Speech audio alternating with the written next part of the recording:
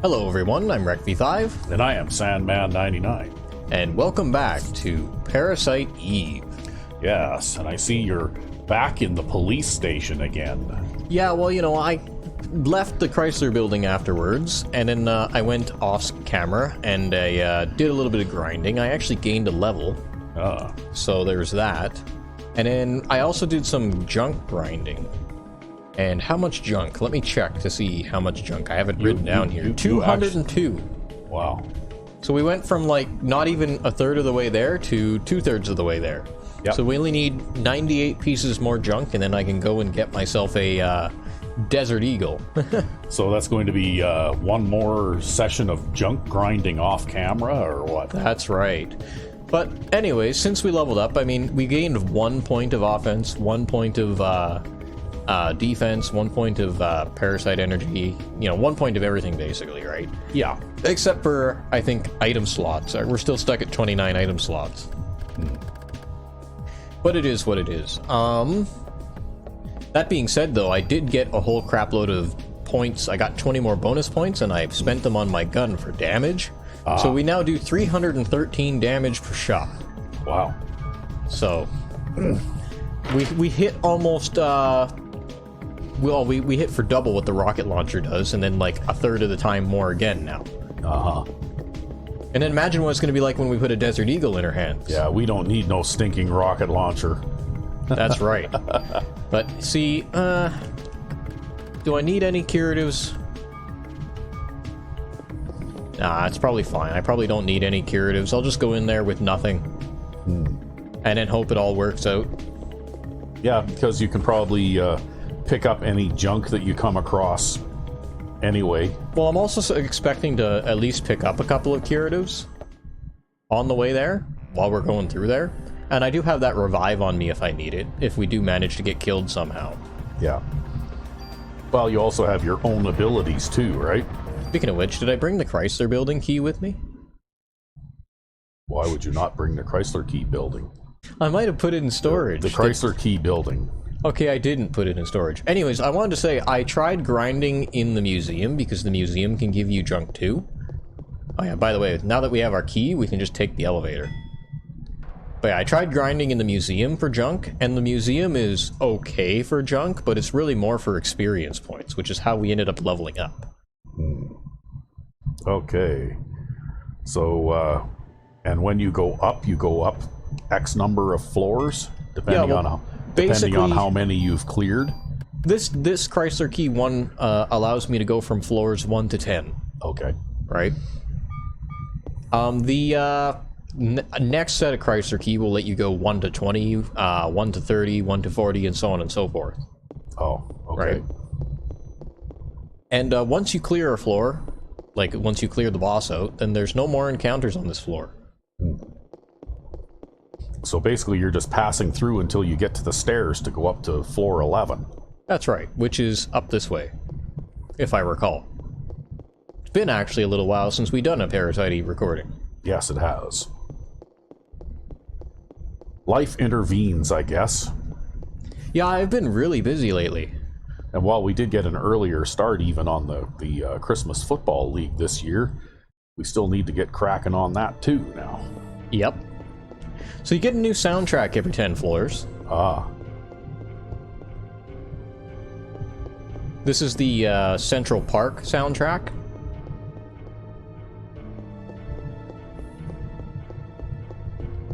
Nope, you just came to a dead end. Oh, that's okay. Again, like I was saying last episode, I more or less navigate these hallways algorithmically anyways. Yeah, you have a system. That's right.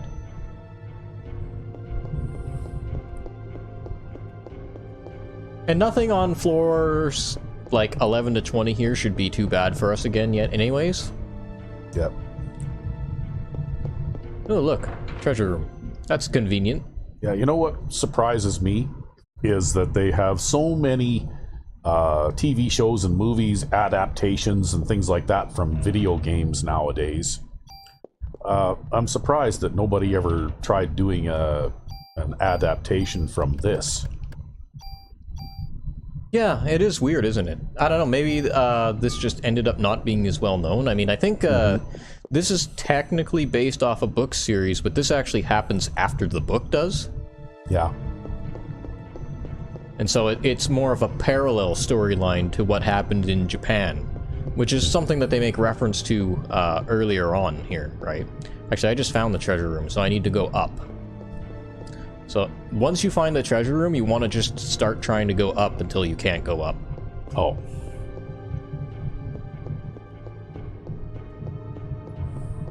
Okay, can't go up that way, so I have to go down. But yeah, it's weird. Because this is the same kind of genre as, you know, like zombie outbreak things, of which there are many, right? Like too many to count now. It seems. It's a bit more unique than that, right? Yeah, but it has that same element of or feel to it, right? You know, like with the mutated the whole monsters horror and all that kind of stuff. It's type of thing, yeah. Yeah. But yeah, I don't know. I don't know why it's a little bit like the Resident Evil kind of a thing, right? You know?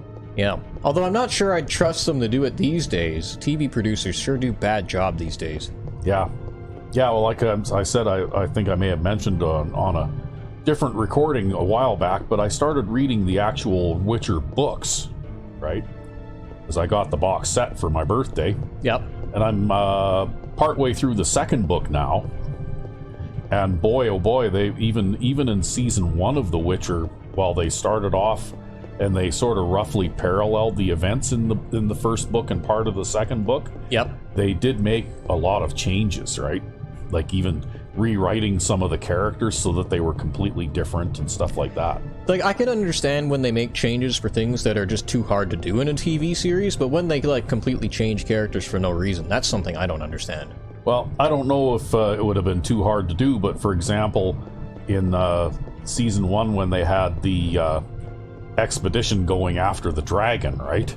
Yep. And there was that one knight that was with them who was on the TV show, he was a total dumbass, right? Yep. But he had all these ideas of chivalry and all that kind of stuff. And then he sees this weird-looking bipedal creature, and he decides it's a monster, so he kills it. And then he decides that he has to eat it because he killed it. Yep. And of course, it makes him thoroughly sick and completely disables him. And that didn't happen in the book. In the book, he's actually kind of an arrogant dick, but he wasn't a complete idiot. Although he was kind of a dumbass still. But, I mean, what happened to him in the book events is he actually, got on his horse with his lance and charged at the dragon, which promptly, dodged out of the way and swatted him and his horse with its tail and, broke multiple important bones and other parts of him and stuff like that, right? They handled the situation completely differently, and the same. Wow, that was a 2-hit fight. Yeah, and I ended up picking up a medicine accidentally. It was so fast. But anyway, and another one is the one character they really rewrote extensively is the bard, right? Like the guy that follows the Witcher around. Joxer, I think his name is in the TV show or something like that. Yeah. Well, in the books, his name is Dandelion. Oh, okay. And in the TV show, basically, he spends his time, following the Witcher around, and he's kind of unwelcome company, and the Witcher keeps telling him to fuck off and stuff like that. But in the books, they're actually good friends and have known each other for years, even at the beginning of the book, first book, right? Yeah. They'd known each other for a long time and were friends, right? And I don't know why they needed to rewrite that dynamic between them. Yeah, well, again, like, they just change characters for no reason in TV series, I find. And the thing about it, too, that I don't understand is you'd think it would be less work and more efficient to just follow what the author wrote. Yeah. Right? Because then you could just, no-brain copy-paste his shit into a script and have it work. Yeah. But so far, I mean, I'm not quite halfway through the second book. And it seems like the events of season 1 kind of covers at least the first book and part of the second book. But, and so far, it sort of parallels those events somewhat, right? But I suspect that the further into those books that I get, the more the TV show is going to diverge away from the way the books were. Just because for some reason hack TV writers and producers seem to think that they know how to write a better story than the guy who sold like 60 million copies of his books worldwide, right? Yeah, really. I mean, if they wanted to write their own show, they should just write their own show. Yeah, they should just write their own show with their own original idea. Because that seems to be what they want to do. Well, but if they're going to adapt a book, just follow the book. The thing is, though, you know why they adapt the books and then rewrite them? Because they don't know how to come up with their own original ideas. Right? So they need the idea from somebody, you know, like for the characters and all that kind of stuff. And then they decide that they want to write their own stories, you know, once they do that, right? And as far as I'm concerned, I mean, I haven't gotten far enough in the books to see just how far out of line season 4 of that show was compared to the books. But I found season 4 to be really choppy and confusing because you're constantly switching. You just got a trading card there, didn't you? Yeah, that's a named trading card. So that's for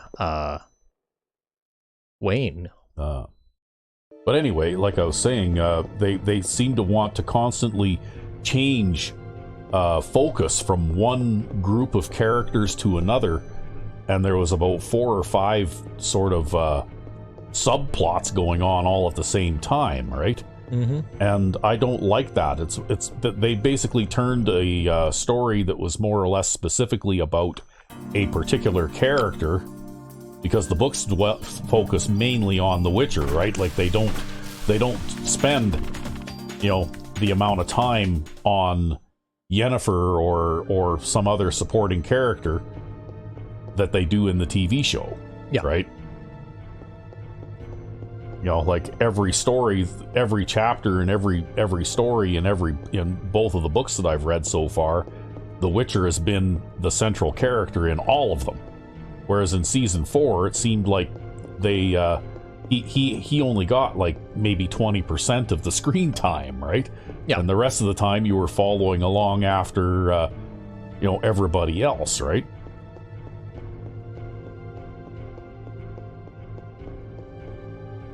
And you know, if you want to do an ensemble drama type of thing, well, you know, why are you going to base it on a character like that? You know, write your own story, like you said.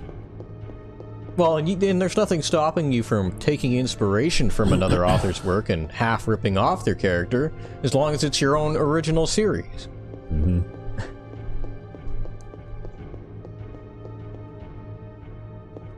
Right, what was that? Imitation is the greatest form of flattery? Yeah, I guess. But it seems like, you know, like, I didn't read all of the Game of Thrones books. I only read 2 or 3 of them. But even the Game of Thrones TV series, which I did not watch all of either, changed things a great deal from the books too, right? Yeah.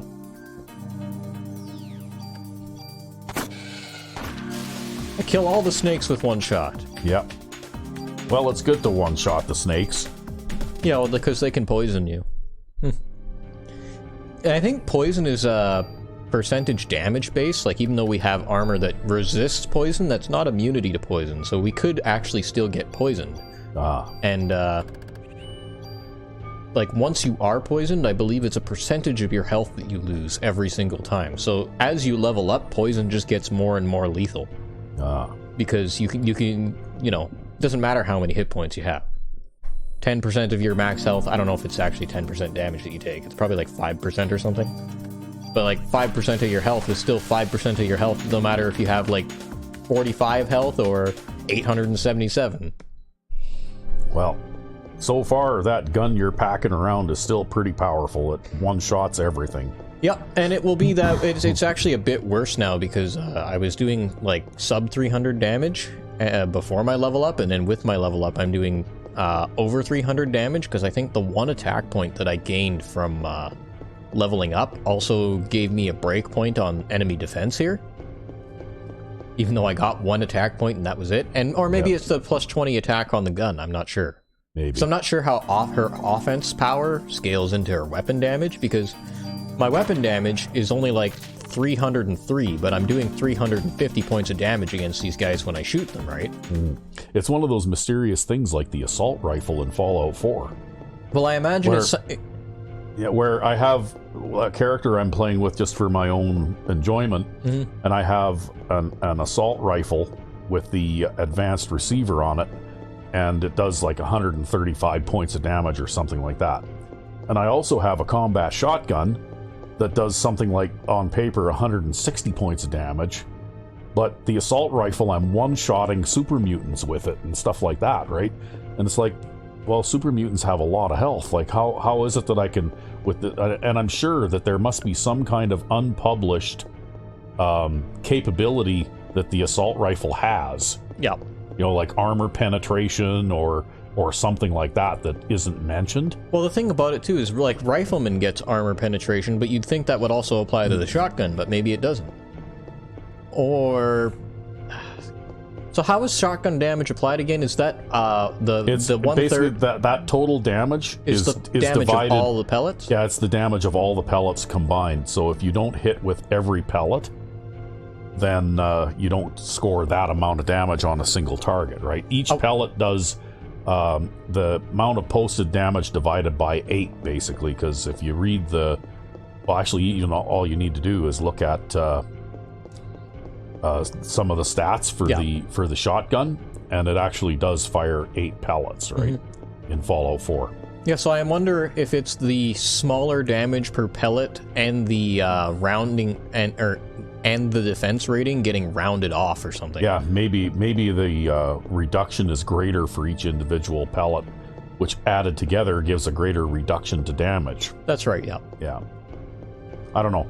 It's weird, but anyway, I found that like if when I get to a higher level of play in that game, if I can get my hands on a even any kind of legendary assault rifle at all, and if I'm spending the perks on Rifleman and all that kind of stuff, that it's definitely the way to go. I have to say the encounter rate right now is pretty low. Yeah, you aren't really seeing a whole lot here. Now, I found, too, the encounter rate varies quite a bit as well in games. So, like, for example, when I was grinding for junk, it took me about 20 minutes per run in Central Park, shooting crows over and over again, before I'd have to go back to Wayne and empty my inventory, right? But I would have sometimes, like, 10 or 15 minutes at a time where I just wouldn't get any encounters, and then I'd get, like, a whole shitload of encounters for 5 minutes, and then go 10 or 15 minutes without any encounters again. Yeah, probably because it has to regenerate them or something, right? Maybe, or there's some kind of cooldown timer for how many encounters you can get. Yeah. Or maybe it's just a random number generation thing, and because they would have used a C-style random number generator, or actually, I wrote these kinds of random number generators. I should know the name of this type of random number generator that's in this game, but I can't, for the life of me, I think of it at the top of my head. It has a bias towards generating certain numbers in certain ranges. Yeah. And so probably it regenerates the certain numbers for not giving you an encounter over and over again, and then on the less common rolls generates an encounter. But then again, maybe the developers were aware of this too, and they designed the game so that it wouldn't annoyingly give you encounters all the time. Yeah, maybe. Because actually, going back again to the gold box games, one of the things that I found incredibly frustrating playing those games is the number of random encounters that you had, right? Yeah. And it seemed like in those games too, that because of the way that they were scaled, every random encounter was like an absolute life or death situation too, right? Yeah, because they scale the numbers based on how many members in your party. Yeah, well, not only that, but even if you're playing it on the standard difficulty level, every individual monster or enemy has higher than average hit points too, right? And also too, the higher your character's stats are, the more monsters they generate as well. That's another thing. Yeah. Okay, I think I've come back to the beginning here. I got distracted. You lost the system. Yeah, I got distracted and lost the system. Couldn't remember where I was. That's okay. Just means I should have turned left here instead of going up. But anyway, I have to say that like at least the first few seasons watching The Witcher, I enjoyed it for what it was. Yeah. Having never read the books, like I didn't know any better anyway. But I could see how people who read the books and were fans of the original stories probably would be a little bit upset, right? Yeah. And it's the same thing with The Wheel of Time, too. I mean, that one turned out to be a big disappointment. God, that one was awful. And they ended up ending it, like, way prematurely because only, like, a tiny fraction of that entire story arc has actually been told by the TV series, right? Yep. Yeah, it's 14 books, and I think they were coming up on book 3. Yeah. So... Yeah, they were coming up on book 3. Yeah. They never even made it to book 3. No. So basically... they didn't make it more than halfway through book 2. Yeah, but so basically that TV series was an utter failure, right? In my opinion. Well, and again, though, it was because... And the reason it was an utter failure is because, for some reason, the producer and the writers on that TV show thought that they could produce and write a better story than Robert Jordan, who sold, like 60 million novels. Yeah, or Brandon Sanderson, who fucking finished it off. Yeah. Well, still, though, Robert Jordan wrote the majority That's of right, them. yeah. He actually laid out the notes for the last few books. He just didn't finish writing them. And I believe his wife was looking for an author to finish the series for him, and they eventually settled on Brandon Sanderson because she liked his writing style. Yeah, Brandon Sanderson actually writes excellent novels too, and I have several of his books. Mm-hmm. And he came up with an interesting take on magic where in the world that he created, if a person had a particular talent... Yeah. Then they could drink, they would carry around these little vials of water with little tiny flakes of a specific type of metal, like aluminum or tin or iron or whatever, right? Like just little flakes. Yep. And when they wanted to do whatever kind of magic it was that they were able to do, they would drink the contents of this little vial, and then that metal, while it was in their stomach and in their system, they would actually use that metal to power their magical abilities, right? Yep. And extremely rare individuals, like most people only knew how to do or only had the ability to use one kind of metal. And there's like 8 or 10 different, types of base metals, I guess, that could be used in this way. Yep. And the first novel in the series was about a person who actually was born an extremely rare individual who was able to use all of them. Yeah. Right?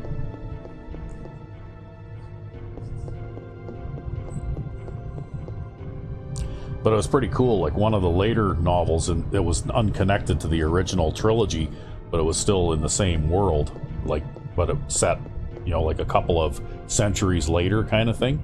Yeah.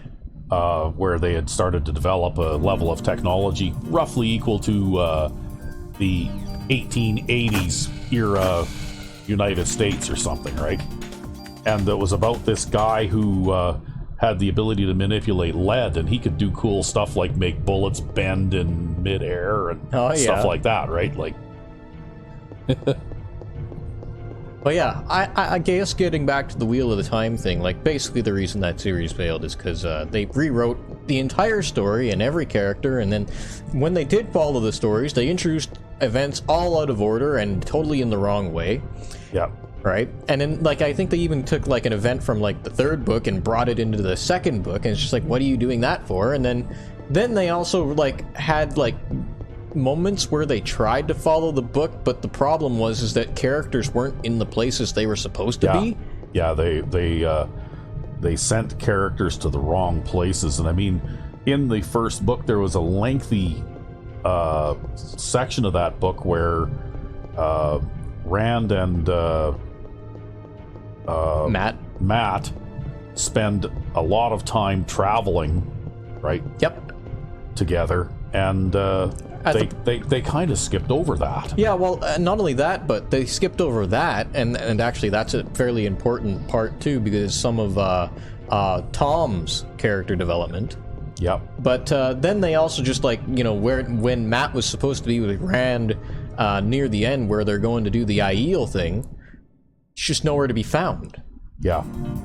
And also the Aiel did not have as big a role in the TV show as they had in the books either, which is kind of disappointing, because actually I thought that it was when I watched the first episode of season 1 and I saw Rand's mother on the dragon mount there killing all those soldiers, and she was like circus performer good with those spears, did I visit right? this room already? I think I visited this room already. But yeah, she was circus performer good with the spears. And I was, really disappointed that you didn't get to see more of that, because the Aiel were like superb martial artists, right? Yeah. Yeah, and they make a super duper huge deal about them in the book, right? Like, yeah, they're scary monsters. Yeah, exactly. Because they're circus performer good with their spears, right? Everybody in the world is deathly afraid of them, right?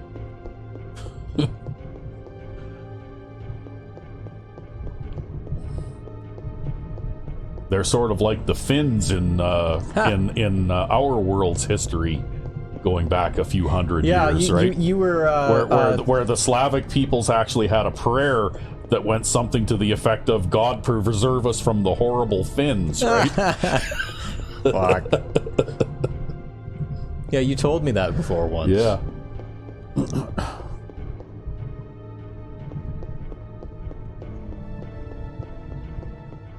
And actually, that's another series of books I'm surprised never got adapted. Is what the hell? Sterling is his name, right? The author is I forget what his first name is now, but Sterling, S.M. Sterling, and he wrote an entire almost 20-volume series based on an alternate world where in about 2000. All of a sudden, all the laws of physics changed. Oh, yeah. So that gunpowder didn't work anymore, and internal combustion engines didn't work anymore. Airplanes were falling out of the sky, and stuff like that. And suddenly, the survivors, like the 10% or less of the population that didn't, immediately starve to death, that managed to band together in some way to survive, had to figure out how to rebuild civilization based on essentially an Iron Age culture, right? Yep.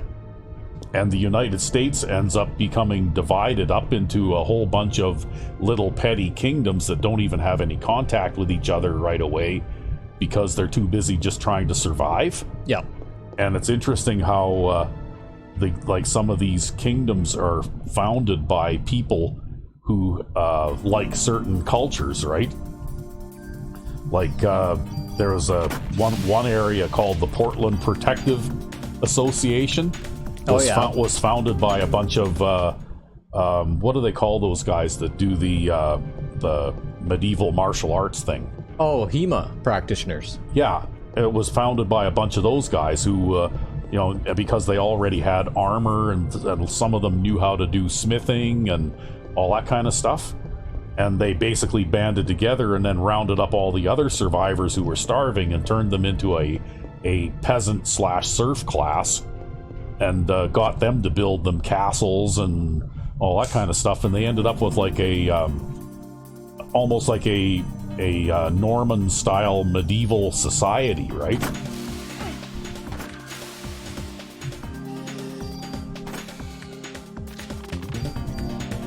Go figure. And then another society came up that was basically founded by another group of people who were ended up sort of going more in the direction of ancient Norse culture kind of thing. Oh yeah. And of course these two societies eventually encountered one another and hated each other immediately, right?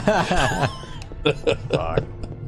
Yeah, and it was really good, and it went on for a long time. Like the scope of it just continued to expand as this one, from those two societies, the one that won that war eventually they ended up kind of uniting through marriage kind of thing. Yep.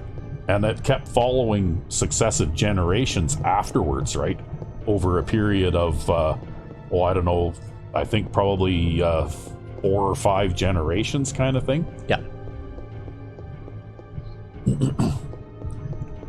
And by the time the last book came out, I think 1 or 2 characters from the original book were still alive, but they were like teenagers in the original book, and they were like ancients in their 70s by the end of the last book, right? Yeah. You know? But the focus would go from, like, he moved the focus from the original generation of characters to their children, to their children's children, and so on, like, as the series continued, right? Yeah. So it was really interesting.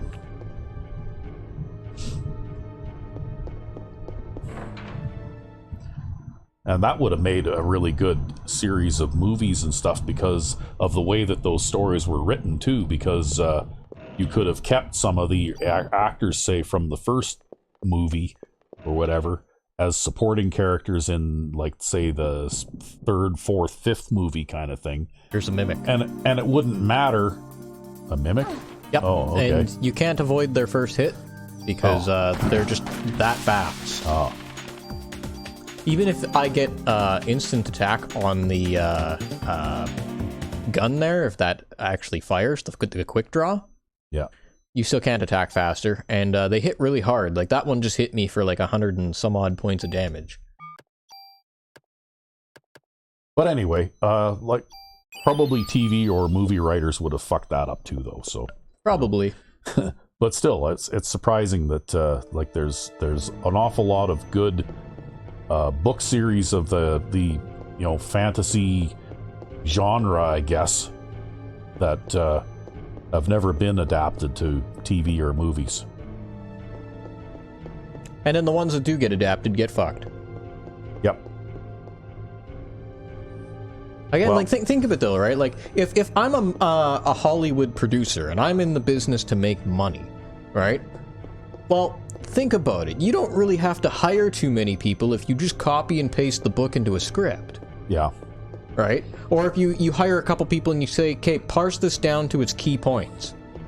Yeah, I don't know why they do that, because, like, why they feel the need to change things like that, because all they do lots of times is they alienate the original audience that made the story popular to begin with.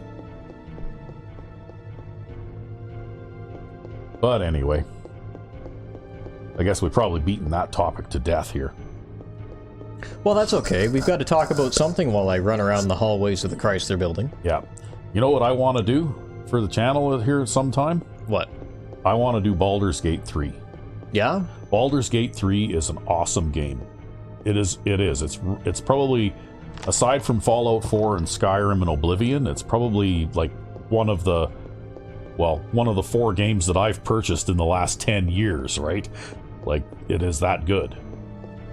And and I've been playing around with it a little bit to try and figure out, and I figured out something, that the monk character is probably one of the best all-round characters to play in that game. Oh, yeah. Yeah, because they are absolutely lethal, like a good, strong fighter, but they also have some of the abilities that the character who would take up the rogue slot in your party would. And that way you don't have to have kind of a weak fighter just so that you can have somebody who can, defuse traps and unlock chests and stuff like that. Yeah. You can have somebody who is, just as tough as the lead fighter, and then you can have, 2 kind of tanky characters in there that can take a lot of abuse. Because you also have to have the cleric and the magic user archetype in there too, right? Yep. You have to have those guys. Well, you don't have to, Yeah, but you're making things harder on yourself if you don't. Yeah, because of the way that game is set up and the encounters are set up, you need at least one character that can cast multiple magic missiles, because those always hit. And you also need a character who can cast a lot of healing spells, because you definitely require it a lot. But what I found with the monk character is that they have enough special abilities too that you can use that allow them to tear down an individual enemy very quickly, right?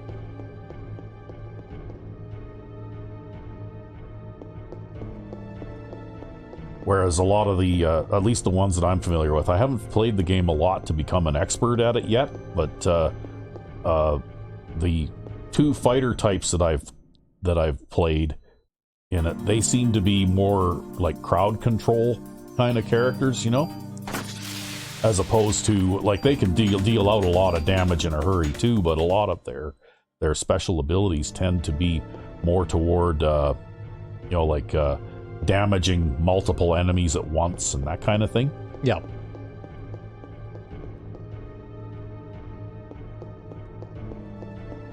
But they also have a lot of gotcha encounters in that one too, right? Like, if things go wrong at the beginning of a battle, it's very hard to turn it around, right?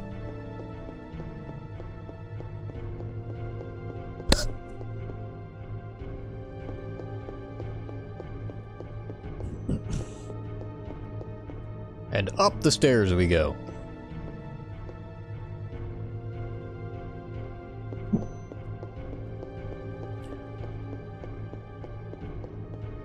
How many floors have you made it through now, or have you been counting? No, I'm not counting at all. I'm just navigating things algorithmically until I hit the boss floor in the boss room. And I'll know it's the boss room because the boss room is a big fucking open room that's way bigger than any of these hallways.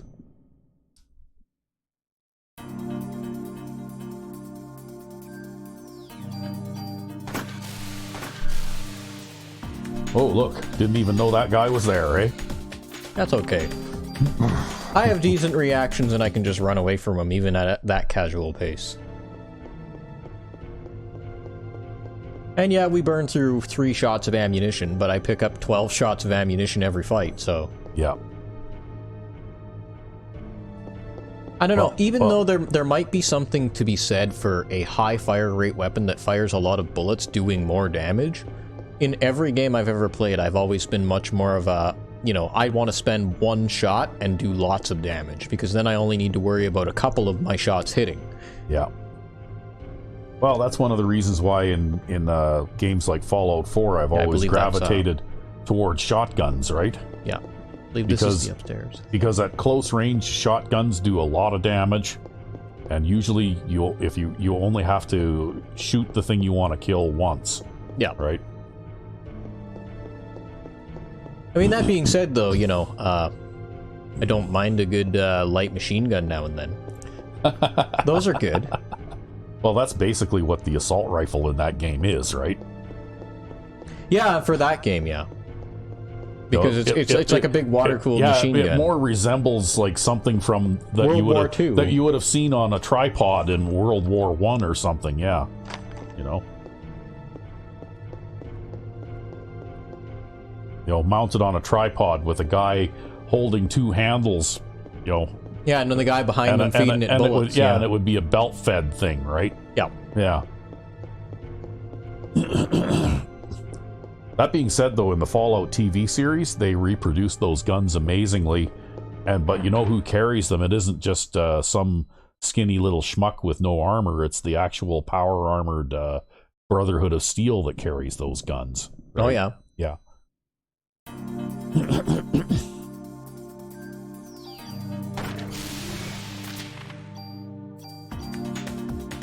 I think those dinos are actually weaker than the ones you encounter in the museum. Yeah. Yeah. It's just there to give you something to do here in the treasure room, right? Yeah, we got a new pistol, M96. Bullet cap +1. Well, now we're gonna have a 48 round mag. Yeah, that magazine just keeps getting longer and longer. Yeah, well, you know, after a certain point, it's a double stack mag, and then after a certain point... Pretty soon you'll have to hold the gun above your head so that the bottom of the magazine doesn't hit the floor.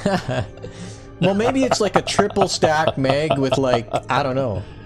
Or some kind of drum system. There you go, that's what it is. Yeah. It's a drum mag. She runs with the gun in front of her like that and keeps banging her knee on the magazine as she runs, right? God. Well, that was efficient. One bullet, and everybody dies. Yeah, it's nice when they line up like that. But I do promise that it will eventually get to a point where 350 points of damage is like, it'll take 2 or 3 shots just to kill basic enemies on a floor. Yeah. Which is why I'm trying to get the Desert Eagle, right? Yes, it eventually does get tougher than this. Significantly. And it's about after floor 40. Yeah. And there's like a big, big difficulty jump. I don't know, I can remember vaguely playing this game, like it's been that long since I played it, but I can remember the enemies in the Chrysler building being very, very tough. Yeah. Of course, the fact that I have a very fast attack rate weapon helps as well. You probably went through here with like a rifle or a shotgun. Yeah, I use a shotgun.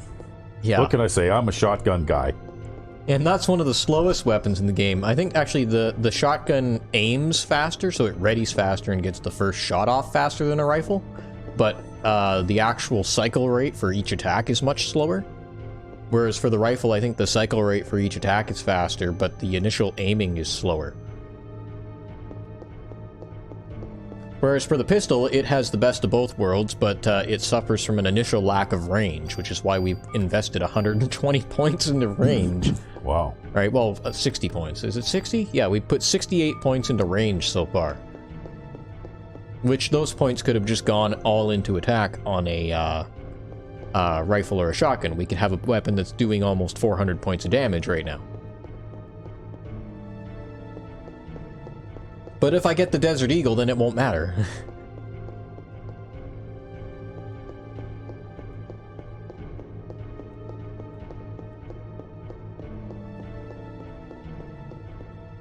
You know, I'm sure these things probably have a fixed type of layout, or at least, you know, like what you were saying from the guidebook. Yeah, there's a selection of them.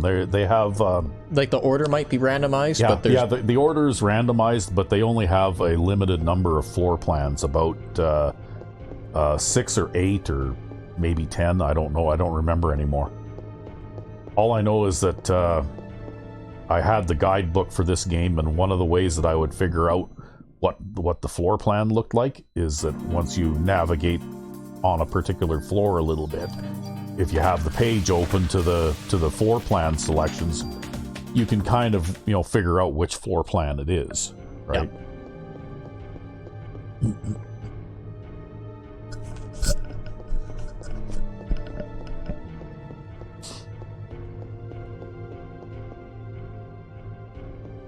The only reason I'm going all this way down is so that I can see if there's a treasure room at the end of this. Yeah. That being said, though, the way that you're playing this, you don't really need a guidebook anyway. Well, I kind of just, how do you figure? Well, because you've been, you know, I guess I've been doing okay, but... Yeah. You haven't really been missing a lot of stuff or anything like that. Yeah, there was that one trading card that one time.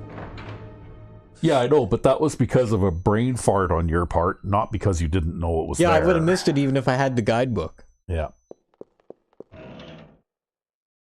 Oh, there's another trading card. Yeah. Oh, we got some rockets. Too bad I can't load them into this gun. Yeah. Really, I should be able to load it into this gun. Well. Now we do 315 points of damage. Or 315 attack. We'll do more points of damage against these enemies, I guess. Yeah, I can just see this now. You shoot the enemies and you blow a big hole through the wall, and after a while the side of the Chrysler building looks like Swiss cheese. And then suddenly the building just starts to implode and collapse on itself because you've turned it into... You've made it structurally unsound. God. Right?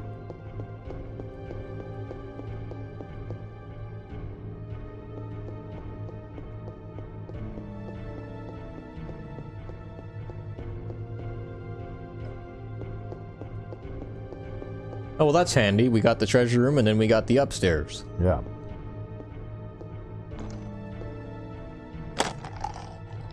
Now and then they can give you a loop, too, eh? Where you'll run in circles. Yeah. So you got to be careful of that. Yeah, like I said, some of them I think are basically a square with branching hallways off in 2 or 3 different directions as well. You know, like it's not just snaky paths. Yeah.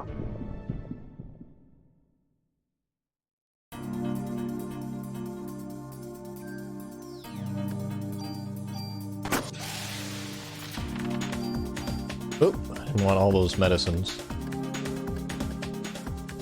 That was just like muscle memory from the junk grinding there. Yeah.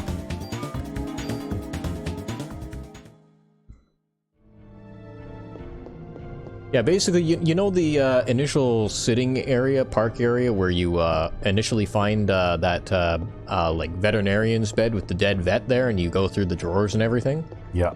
That's basically the junk area that I farm, because you can get an encounter with 3 crows there, and you can get an encounter with 2 crows and a couple of snakes in one of the nearby screens. Mm-hmm. You do get that unfortunate encounter with the ape enemies, and they only drop bullets, they don't drop junk. Oh. But yeah, I think that's one of the best places to grind for junk in the game, or at least it's the best place I found. Because you've got like 3 different screens there where you can get junk. Because there's also one screen where you can get 3 crows and 1 ape.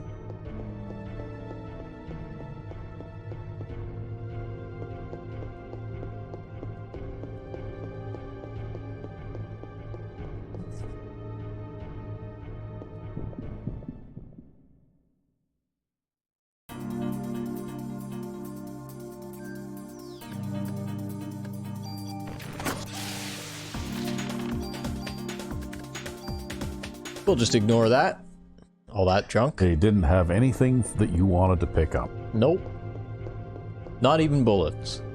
Even though I can only carry 999 and I'm already at the max.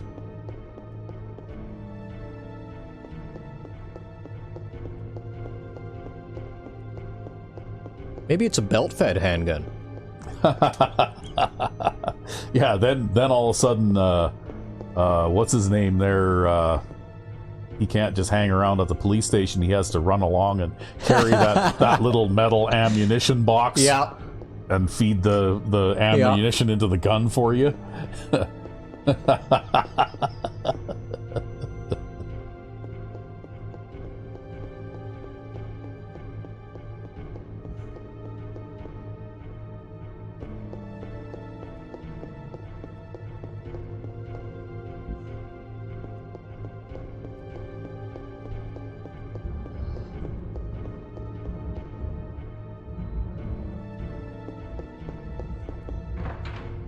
Well, I found one of the 2 rooms I'm looking for.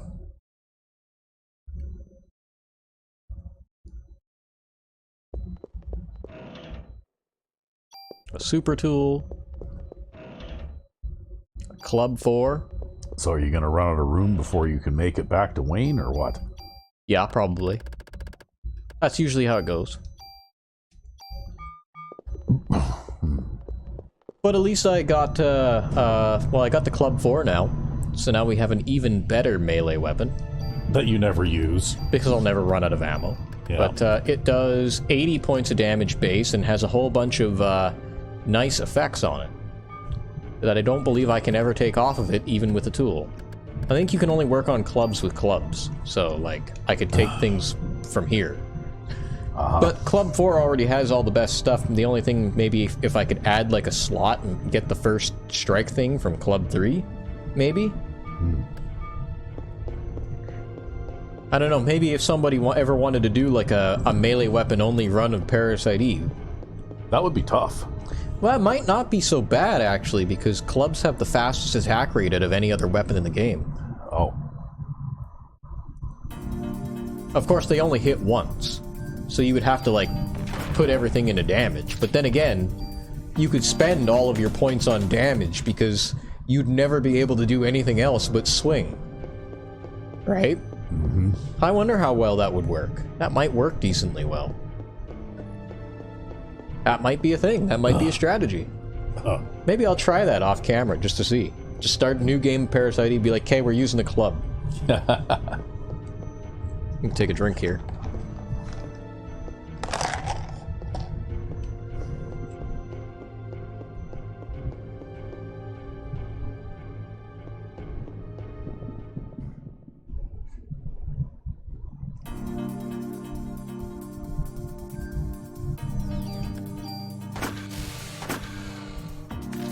killed some snakes off screen there. That's why she fired that bullet practically sideways compared to that ape.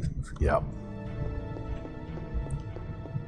The funny thing is, those snakes might have even been out of my range, but I'm doing so much damage that even at my max range, if you're out of range, I still do something like 100 points of damage. Oh look, we found this room already. I like this room. Except for when it's full of mimics. Okay, an AM4, or AM44? Is that AM44? Yeah, it was AM44. That's a decent pistol. And a P229. I think the AM44, you would typically be like one of your better weapons that you could use if you wanted to like start upgrading one. Right? So if you wanted to like, without grinding for all that junk to get the Desert Eagle, I think the AM44 would be your best bet. Oh. But it's only like a, say a 30-point jump from the M9-3 or whatever we're using. Oh, you got bats now. Yep. I can't even pick up the medicines now. Nope. I'm too full on guns. I might have to use some of the tools that I picked up in order to scrap some of this stuff.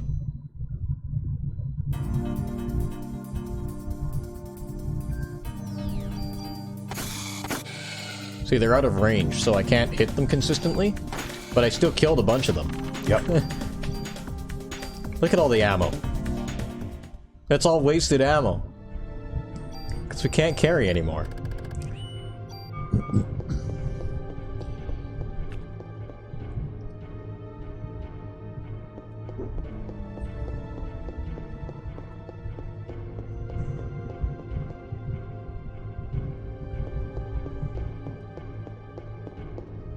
But yeah, I have no idea what floor we're on. I'm just going to keep going up until I encounter a boss. That's generally how this goes. Yep. Well, they don't exactly have floor markers at the stairs either, right? Nope. So they don't even tell you what floor you're on. Yep.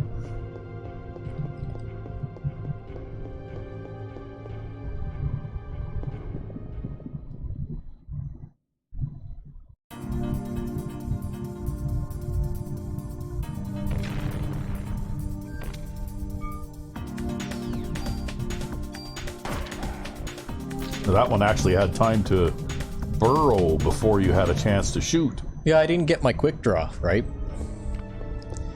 I was, I don't know, maybe she was like having a snack or something. I mean, all this running through all this building would make me hungry. Yeah. And think about it, it's like 40 minutes of cardio, right? Okay, we'll do this one.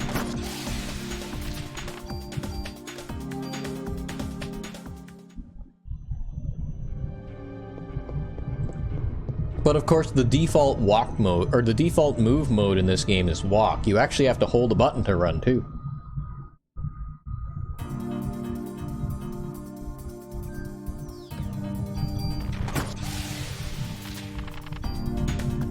Although, obviously, you run during combat, but, like...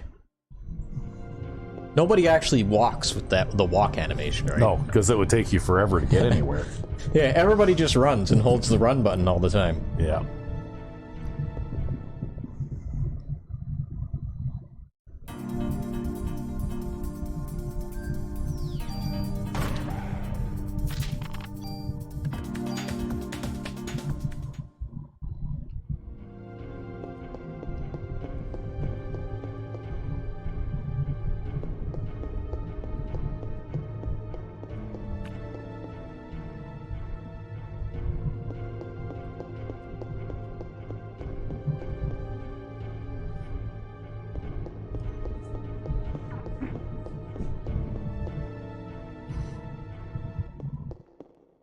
Okay, that's boss room. Is this the boss room? Okay. Yeah, so we load our gun. We've got no healing items and 1 revive. Oh, you'll probably make short work of this one anyway, by the looks of it. I don't think things are that terribly tough just yet.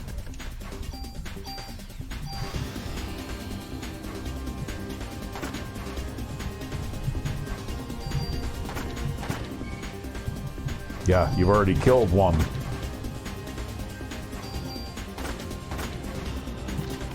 There we go. Oh, look, another revive. Yeah, and the Chrysler Key 2. Ah. Hold on now. Can I do...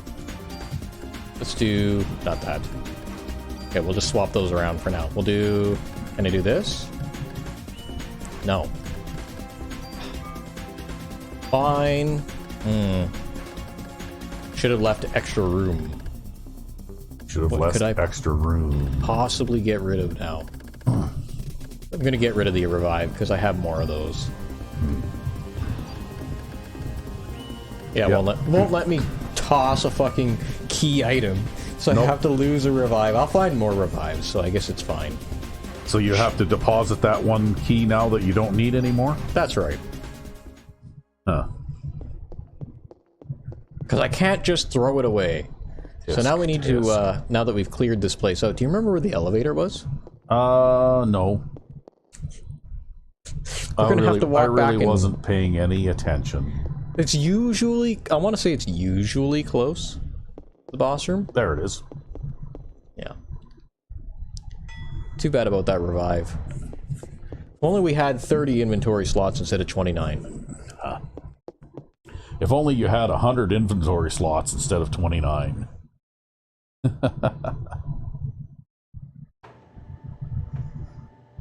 Yeah, we'll get more opportunities See, for if more this of these game had things. come out in more modern times, somebody would have made a mod to give you a carrying capacity. I know, you're so boost or big on something. those. You're super big, but I view it as cheating.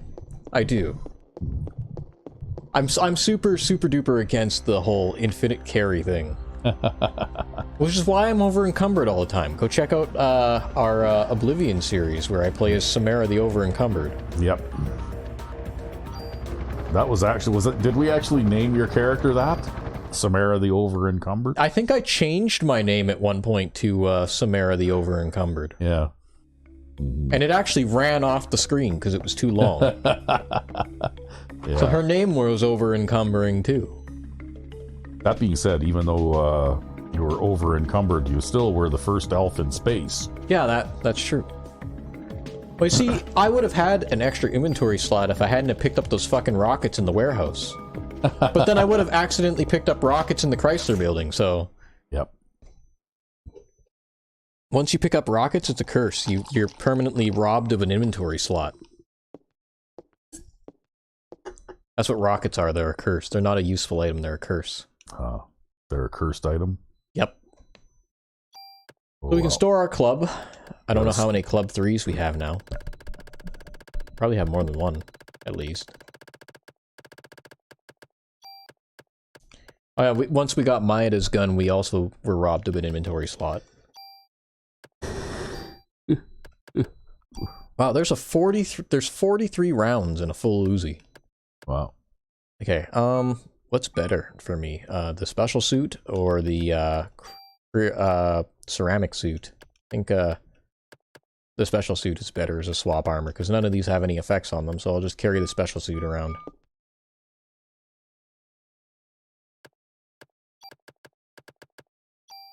And we'll store the Kevlar suit. Actually, just... Some of these, too, are going to be absolutely useless, like, I think I already tossed a Kevlar. It's amazing out. how all these different protective items all just look like jeans and a leather jacket. Ah. Yeah, well, you know, she fits it underneath her clothes, all right? Oh. Okay, yeah, we'll go with the special suit. So I'll throw all this crap in storage. We're eventually going to run out of storage, and then I'm going to have to start cannibalizing items. That sounds like it'd be a lot of work. What, cannibalizing items? Yeah, how close are you to running out of room? Fairly close. So you're probably going to have to do this off camera after this episode. Shh, don't say it. Be fine. We still have enough room to deposit all of these guns. And we can take bullets out of the Uzi. Yeah, we'll do that. Oop, yeah. That right, yeah. We'll reload this while we're here. And then take more bullets out of the Uzi. There. And then I've got my Club 4, which is staying with me.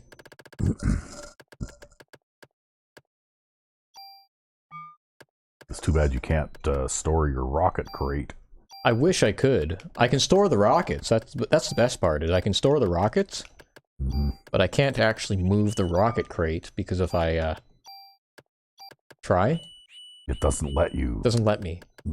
So I'm stuck with the rocket crate no matter what I do. And then we can store all these tools.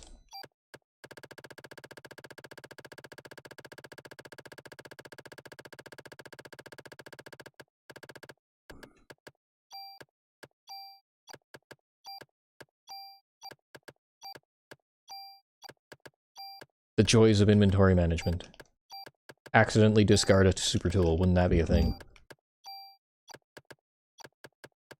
Okay, well... Store some cards. And then, I think that's it. We just grab a revive again. It's a good idea to at least have a revive. Because you never know what those mimics might do to you. How are we doing on time? Wow, that actually took like an hour, huh? Yep. Yeah, it took quite a while. Yeah. Well, you know, this will actually kind of be on the shorter end of episodes. But, I suppose... Maybe 10 floor intervals is about right, though. Yeah, because if I were to go and try to do another 10 floors, because I do them 10 floors at a time... Yeah, then you'd be looking at 2 hours. Yes. Although, you know what might be a good idea is to just, while I'm here... Well, no, because I'm going to be doing junk grinding offline, so I'm not going to bother taking the Medicine 3 out of the chest, because there's that respawning Medicine 3 that you can get over and over again. Yeah. Yeah, I'm not going to bother. Yeah, you're going to have to do something about your inventory and your storage, too, anyway. Yeah. So it is what it is. Damn trading card. Yeah. I think I have enough trading cards now, though, that it doesn't matter. It was in hindsight, it was a completely superfluous loss. So yes. So until next time. I'm Sandman99. And I'm Rec B5. Have a good one.